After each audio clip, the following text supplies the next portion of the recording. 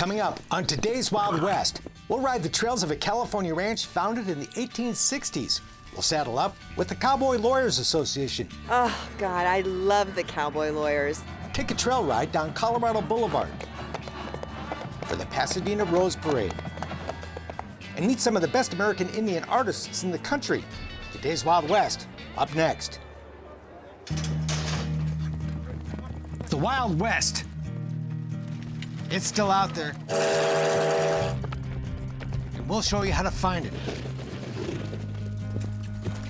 This is today's Wild West.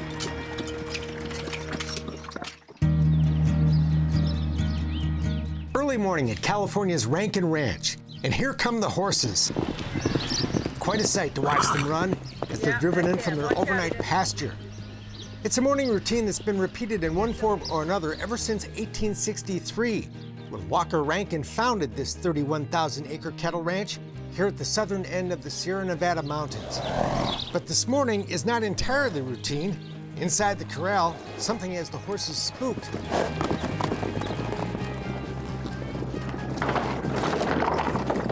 Turns out a stray calf that wandered into a nearby barn has the horses all worked up. It's out of the ordinary for them. Usually when they're in the corral, it's nice and quiet and calm, not a whole lot going on, so. Not today. Nope. The boys, as they're known, soon settle down. Morning chores of brushing and saddling get underway. Snoopy's a character. Who's that? Snoopy, this one right here. Oh, yeah? He's got a lot of personality. How so? How do you mean? He's well, he's got a mind of his own for sure, but he kind of lets you know when you get on him what he's thinking. Okay. Lots of work to get these horses ready for the day, but for Tara Rankin, it's a labor of love. The horses always put you in a good mood. When you see them coming in the morning, they make you happy. Tara is married to Jason Rankin, Walker Rankin's great-great-grandson. Walker was 22 when he left Pennsylvania to look for gold in California. He found it too, and he may have been searching for more when he came across this mountain bowl known as Walker Basin, named for an early trapper. Lavinia Estelle Leitner's family took a wagon train from Missouri for the California gold rush. Her dad found gold too, and also settled in Walker Basin. In 1868, Walker Rankin married the girl next door, and the couple started the family that's lived here ever since. You look at that mountain right there, and you realize that your great-grandfather, he looked at that same mountain, and your grandfather and your father, and they all sweated blood right here. But you have to also think about the other people that have worked on this ranch and their part that has kept this mountain and this ranch alive. Like the recently retired Juan Romero, who worked on the ranch for nearly 50 years. And the stage line from Los Angeles came through this area because of the gold that was discovered over in Keysville. The original Rankin home, built in the 1870s and beautifully preserved, is something like a family museum. It's fascinating to see the old pictures, the antique firearms, and hear the old stories. And Lavinia cooked meals for the travelers, and occasionally they would stay over, not too often, but occasionally they would. The barn where the stagecoach pulled in to change horses still stands. A wagon wheel, a reminder of the many travelers who came through all those years ago, and still do. Well, another beautiful day at Rankin Ranch, huh? Always a beautiful day at Rankin. Always. Rankin Ranch is celebrating 50 years of welcoming visitors after adding a guest ranch to its cattle operation back in 1965. It was Bill's mother's idea. And if I can graze cattle on it, and I can get somebody to pay me to take them on a horseback ride across it, I ought to come out. People from all over the world are glad she did. We should definitely come back next year. We'll take you for a trail ride on Rankin Ranch and show you what makes a visit here so special when we come back.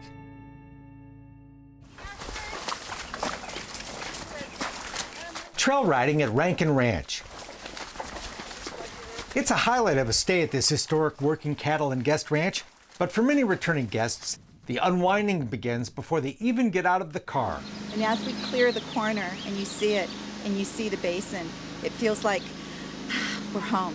We have a lot of our guests who will say that they feel like they're coming home to Grandma's house. They're coming home, that when they get to the top of the mountain here and they look out and see the valley, there's just a sense of peace. That peace won't be interrupted by cell phones, which don't work at the ranch, and it's enhanced by a warm and friendly atmosphere that welcomes guests as if they're part of the family. And it makes you feel like you're just a long-lost cousin that came for the weekend. That's how I feel. When Beth Sellers first started coming 10 years ago, it'd been a long time since she sat on a horse, but it didn't take long to get comfortable. My first day on the horses, when I saw how healthy, how well trained and behaved, how good their wrangler staff was. They made sure you were safe, yet you still had a good time and were challenged. Yep, I was bitten by the bug. Walker wants to ride that one. Guest rides are actually a second career for the horses in the Rankin Ranch string. Their younger years are spent as mounts for the cowboys of this 31,000-acre working cattle ranch. The mountainous terrain at the southern end of the Sierra is not the easiest country on horses, but by the time they're ready for the less strenuous life of the dude string, the animals are well prepared. And that makes some of the best guest horses because the cowboy horses have been everywhere, they've seen everything. They're not going to get scared at a bird flying out of a bush because they've seen that plenty. While guests don't ever work the cattle, they do get to see the cowboys in action and ride the same trails. No ATVs on this place.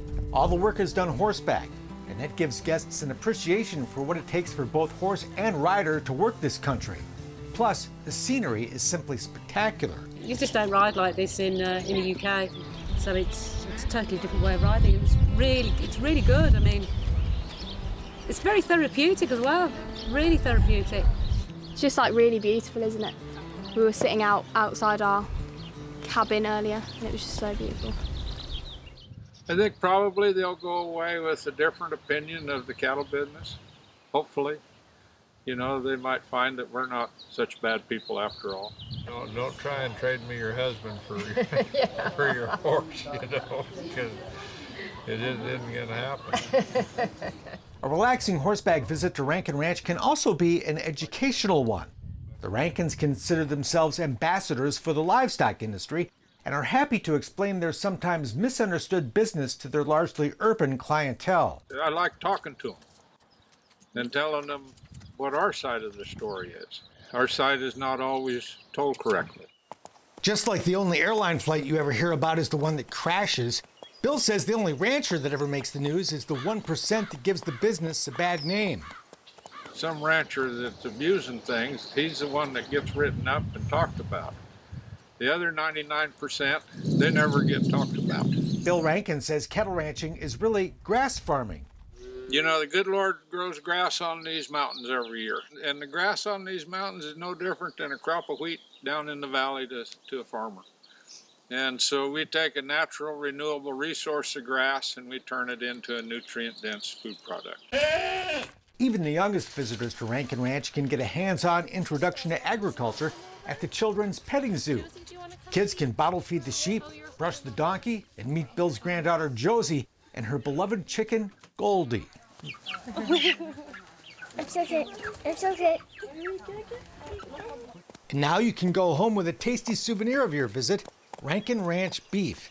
Amanda is spearheading a new effort to directly market the beef raised here. Her brother raises hay, and her sister has started a beekeeping business. You have to let the younger generation do a thing or two, you know. You can't just sit on them until you die. Right.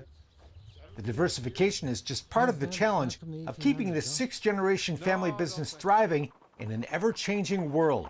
You know, this ranching deal, it's kind of like playing chess with three opponents. You know, you kind of have Mother Nature, you have the Chicago Mercantile Exchange, and you have the U.S. government. Now, out of the three, Mother Nature is the meanest of the bunch because she never tips her hand. You know, it depends on the day. Some days it does seem like a little bit of a daunting task because there's a lot that goes into running a ranch, and obviously some days are more challenging than others no matter what you do. But I think that it's something that we all embrace and really appreciate the opportunity to be able to live on the ranch and raise our families on the ranch and keep things going. So while it is daunting at times, it's also very exciting at the prospect of being able to keep it going for another 150 years. Guests who come year after year to escape to this timeless refuge are counting on that. You know, I'm married. But they can rest easy. The entire Rankin family is unified in their determined purpose to preserve this place and its precious way of life they so generously share with people from all over the world. I can't think of a better thing to do in a person's life than to preserve this mountain and keep it like it was 150 years ago. Cowboy Lawyers forever! They spend their week in the courtroom and weekends horseback. Up next, Cowboy Lawyers Association. We're going to ride right to the top of the park. It's a beautiful morning here in Griffith Park, a 4,000-acre oasis of urban wilderness in the heart of Los Angeles, with 55 miles of horse trails. Are there any questions? Anybody have any questions? A group of riders you might not expect to find in the saddle are about to set out for a 2-hour ride. These cowboys and cowgirls are actually judges and lawyers and members of the Cowboy Lawyers Association. Cowboy Lawyers forever! Oh, God, I love the Cowboy Lawyers. Civil attorney Dee Yarnell has been a member of the group for 16 years. I haven't missed hardly a ride since then. Today's trek will take about 3 dozen riders up through LA's Hollywood Hills to Mount Hollywood, site of the world-famous Hollywood sign. While you do have to be a judge or an attorney to join this group, you don't have to be a great equestrian or even own a horse to participate in the rides.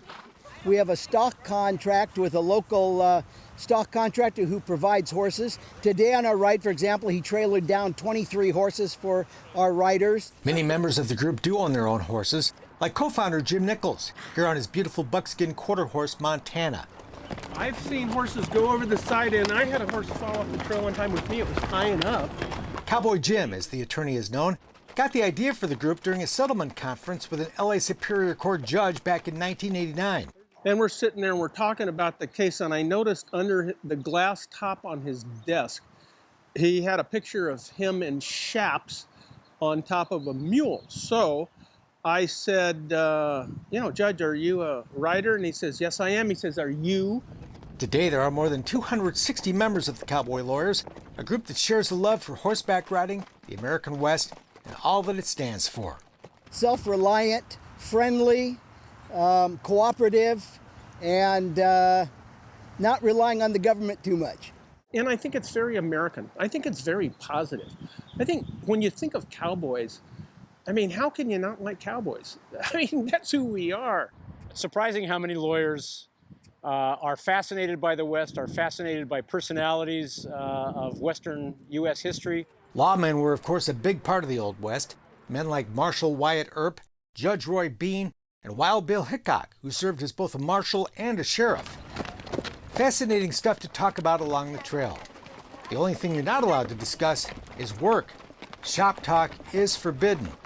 Besides, a cowboy lawyer ride, whether for a day or an entire weekend, is all about getting away from work. See the Greek theater right there on over the edge? It's just the best thing to be able to come and be out in the wilderness and smell the horses and relax in the sun. Cowboy Lawyers is the best thing that's ever happened to me. It's a great group of friends. It's a lifetime of activity on horses with people that I like. I can't think of anything better. The Cowboy Lawyers Association does about half a dozen rides a year, including a couple of overnights, like this beautiful fall weekend ride on the V6 Ranch. Well, first of all, we're blessed with just absolutely beautiful piece of property. Located 200 miles north of LA, the V6 Ranch is 20,000 acres of beautiful, unspoiled Central California, with a unique guest operation, welcoming both horse owners and keeping a string of well-trained rental horses for everyone else, from beginners to experts. A big part of our business is groups just like Cowboy Lawyers here that bring their own horses and ride on a regular basis, but want to have a chance to come and ride on the ranch here on the V6. And what we do here that most places can't do is we're also a cattle operation, so we can do all the things we normally do with the cattle. Cattle work would come tomorrow. This day would be spent on the trail, soaking in the scenery of this magnificent place. Everywhere you can see is a V6, huh? That's correct. No better antidote to a high-stress job than saddling up with a group of friends who love to ride. I love the people. I love the horses, scenery. Everything's beautiful. Lots of fun to hang out with these men and women, and they'd love to have more members. If you are a lawyer and you do want to ride horses and you want to have a lot of fun and you're fun to be with, give us a call and join up, because we'd love to have you. But what if you're not a lawyer in Southern California? Well, why not start your own crew? There are people in every walk of life who love to ride and love the West. You could start up the Cowboy Contractors, Cowgirl Beauticians, or the Cowboy Insurance Agents.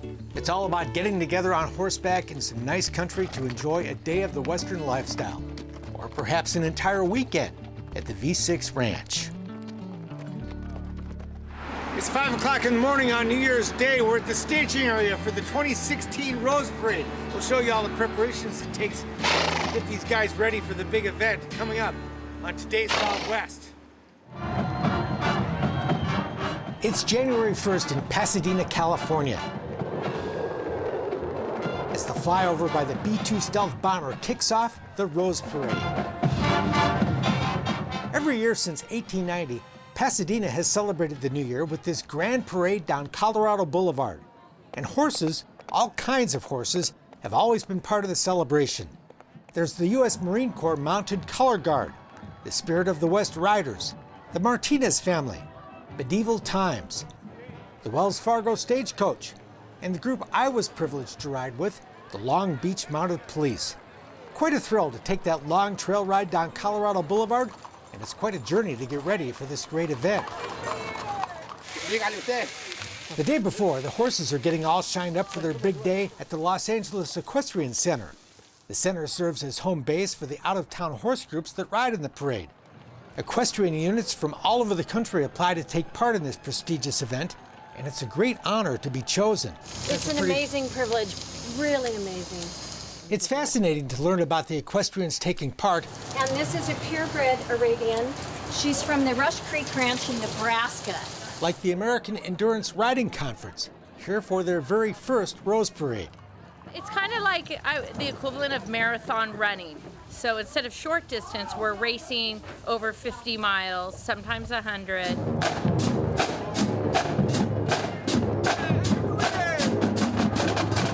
The noise, crowds, and floats in the parade would spook and terrify an ordinary horse, so the animals have to be conditioned or bomb-proof to handle all the excitement.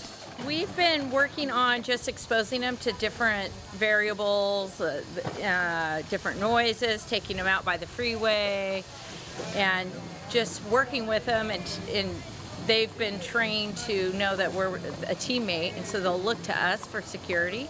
So when we're in the parade, we'll be their best friend because we'll be telling them it's okay, and they'll react to that. Many of the horse groups have been here before. Tommy Harris is here for his third Rose Parade. Every year's a new year. A lot of fun. Well, I've seen it a couple times on TV, but never thought I'd actually be in it. Or Specialist Reagan Criven is with the U.S. Army's Fort Sill Field Artillery Half Section, a U.S. Army horse-drawn historical unit that appears in parades and ceremonies. It's a pretty good gig in the Army. I've always had a dream of working with horses in some kind of capacity for an actual job, and now I'm living that dream. Reagan's favorite breed is the Clydesdale, and the horses of Budweiser fame are getting their bath too. You know, it's maybe a little noisier and a little louder than some of the parades, but horses handle it real well. This busy day of preparation does not end when the sun goes down. While the rest of the world celebrates New Year's Eve, Here you go, Daddy. the equestrians are loading up their horses and heading for the parade staging area. Here we go! Woohoo! Rose Parade! A freeway transition road near the parade route is blocked off and becomes a giant overnight parking lot for the trucks and trailers hauling the horses, all supervised and organized by the hundreds of volunteers who make the parade happen, easy to spot in their white suits on their Honda scooters. Wouldn't happen without you guys, would it? No, it wouldn't. But it's amazing how it comes together every year. Because everybody down here's got to have a driver. Yes, that would be me. Every rider in the parade needs a personal volunteer as well to get their truck from the staging area to the end of the parade route. When I heard Rose Parade behind the scenes, thought it'd be pretty phenomenal. Riders have to be at the staging area by midnight, where we'll try to catch a few hours sleep. Meantime, not far away, the Rose Parade floats are rolling out of the barns where they've been put together, heading for their staging area. Pretty cool, huh? Yeah. Absolutely. Way cool. We get a front row seat. Yes, we do. It's a great opportunity to get a close-up look at the beautiful roses, seeds, and other organic material used to create each and every float. Like this Western-themed float from the great state of South Dakota, featuring a buffalo, horse, and the famous faces of Mount Rushmore.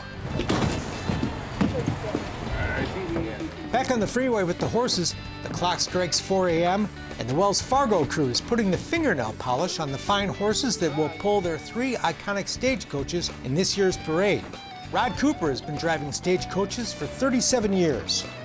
My grandfather broke driving horses for the coal mines in West Virginia, and I grew up driving horses with him.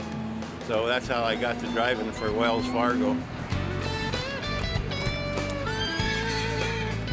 Parade is now just hours away, and as the riders start getting their horses ready, the excitement is contagious. And whoever would have thought? Here we are, from Texas to California, and now we're living the dream. We're riding in the Rose Bowl parade. How cool is that? Very excited. Very excited. Very excited. Couldn't sleep all night. The Long Beach Mounted Police are up and about and getting ready, and even those who've done this for years are thrilled to be here once again. How many people in the world get to ride in the Rose Parade? And that, as soon as you turn that corner and go on Colorado, it brings tears to your eyes. It's so awesome. Riders get their horses warmed up as dawn approaches, and then at last, it's time.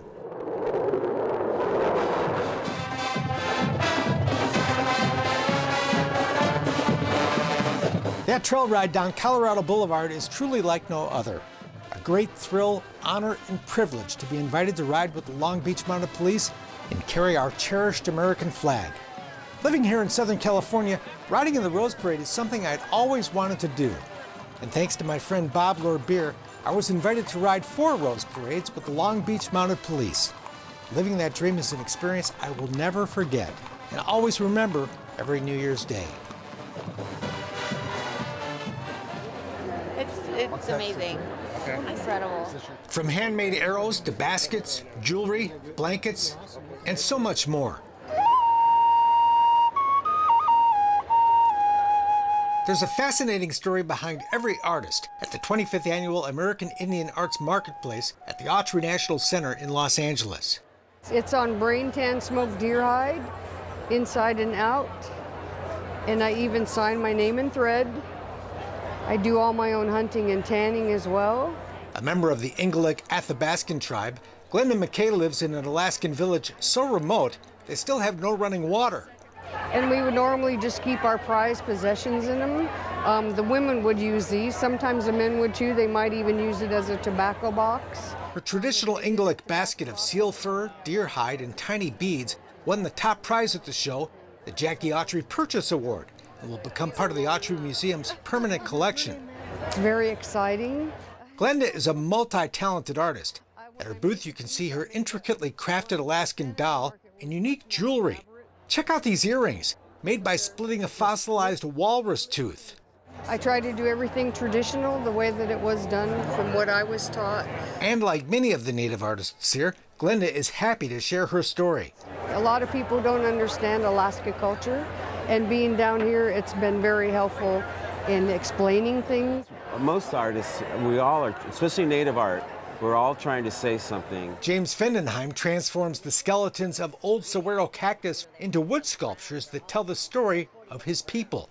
That's on top of a mountain, a picture ground, in the res, near my village, San Pedro. I started weaving when I was 17 years old. It takes Rena Begay about 8 months to weave the colorful Navajo rugs her tribe is so well known for. Rena, more comfortable speaking Navajo than English, weaves the blankets at her home on the reservation with a little help from her son Leroy. Sometimes I'm colorblind, so he has to help me. Which color goes with which color and stuff. A collaborative effort. Yes.